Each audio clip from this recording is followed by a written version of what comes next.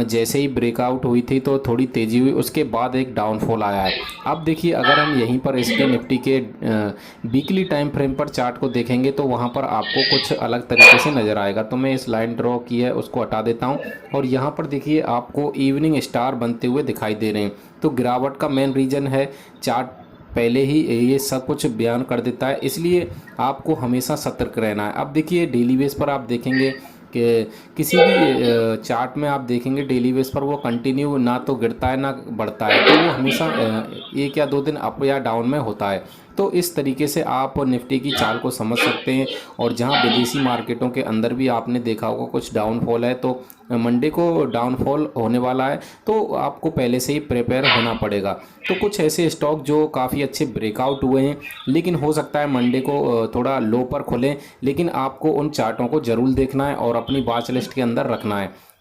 तो चलो चर्चा कर लेते हैं उन चार्टों पर। पहला स्टॉक रिलायंस इंफ्रा। अब देखिए किसी भी स्टॉक के अंदर अगर वॉल्यूम हो रहा है और प्राइस एक्शन हो रहा है, 2019 के हाई को क्रॉस किया है, तो देखिए ये सारी चीज़ें किसी ना किसी आने वाले समय में कुछ ना कुछ बड़ा होने वाला है। देखिए रिलायंस के जितने पर स्टॉक हैं, जैसे आर पावर है, रिलायंस इंफ्रा है, तो इन स्टॉकों के अंदर एक प्राइस में एक्शन हुआ है और वो अपने हाई को क्रॉस कर रहे हैं।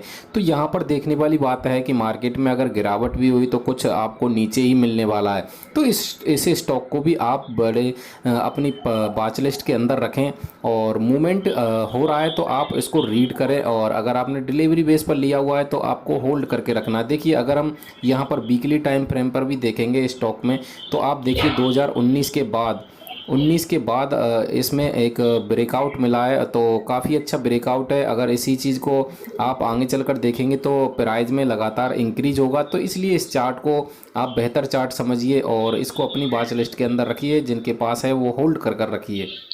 दूसरा स्टॉक जो हमने चुना है, कोल इंडिया को चुना है, क्योंकि देखिए स्टॉक के अंदर एक अप ट्रेंड चला हुआ है। अगर हम इसके चार्ट को देखेंगे तो डेली बेस पर एक ब्रेकआउट मिला है और लगातार प्राइस धीरे धीरे अपने को इंक्रीज कर रहा है। तो ये सारी चीज़ें एक स्टॉक को सबूत दे रही हैं कि आगे चलकर स्टॉक के अंदर बड़ी तेज़ी के साथ प्राइस ऊपर जाने वाली है। तो अगर हम इसके ट्रेंड को भी देखेंगे तो आप देखिए यहाँ पर चाहे मंथली बेस पर चार्ट को लगाएंगे तो आपको 50 दिन की मूविंग एवरेज के ऊपर मिलेगा, और स्टॉक की जो प्राइस थी वो 109 से बढ़कर 239 या 30 रुपये का हो चुकी है। तो अब देखिए ये सारी चीज़ें आपको एक अप ट्रेंड की ओर संकेत दे रही हैं। तो आने वाले समय में स्टॉक की प्राइस लगातार इंक्रीज हो रही है, तो लगातार एक तेज़ी बन सकती है। भले ही मंडे को चाहे मार्केट के अंदर गिरावट हो, तो हो सकता है कुछ अप डाउन हो, लेकिन आने वाले समय में स्टॉक की प्राइस आपको लगातार तेज़ मिलेगी।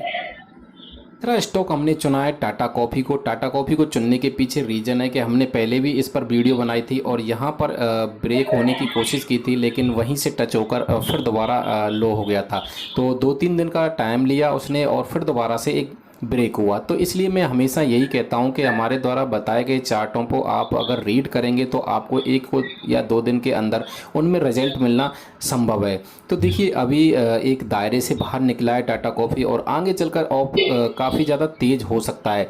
तो देखिए किसी भी स्टॉक के लिए अगर एक दायरे में है, उस दायरे से जैसे ही ब्रेक होता है तो वो काफ़ी ज़्यादा तेज़ी से ऊपर जाना शुरू कर देता है। अब देखिए मैं आपको इन सारी चीज़ों को लगातार मैं अपने टेलीग्राम चैनल पर भी मैंने चार्ट लगा लिया है, और जो हमारे चार्ट ऑफ वीक में हमने जिस स्टॉक को चुना है वो है जिंदल स्टील। अब देखिए कंपनी के अंदर पहले काफ़ी ज़्यादा डाउनफॉल आया था, और डाउनफॉल के अंदर आपने इस पैटर्न को रीड किया हो तो देखिए cuff and candle pattern create हुआ है यहाँ पर देखिए इस तरीके से। तो देखिए किसी भी स्टॉक के लिए अगर पैटर्न मायने रखता है और ब्रेकआउट मायने रखता है और वॉल्यूम, अब देखिए किसी भी स्टॉक के अंदर इस तरीके का पैटर्न क्रिएट हो रहा है तो आने वाले समय में स्टॉक की प्राइस लगातार ऊपर जाएगी। देखिए कभी कभी इस पैटर्न के अंदर ऊपर भी आपने देखा होगा इस तरीके से पैटर्न क्रिएट होता है और इस तरीके से ब्रेक होता है। तो वो आपको समझना है और उस पैटर्न को समझकर ही आपको ट्रेड करना है। अब देखिए किसी भी स्टॉक की प्राइस लगातार इंक्रीज होना शुरू हो जाती है और इस पैटर्न में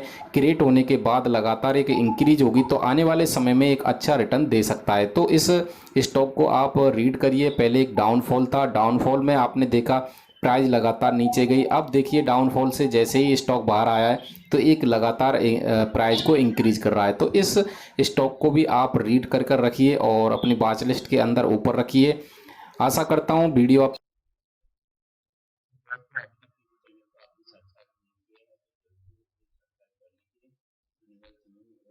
चार्ट और सुविधाएं थे, और जो भी चार्ट मैंने बताए हैं वो सभी चार्ट मेरा कोई सेल और बाइंग का नतीजा नहीं है,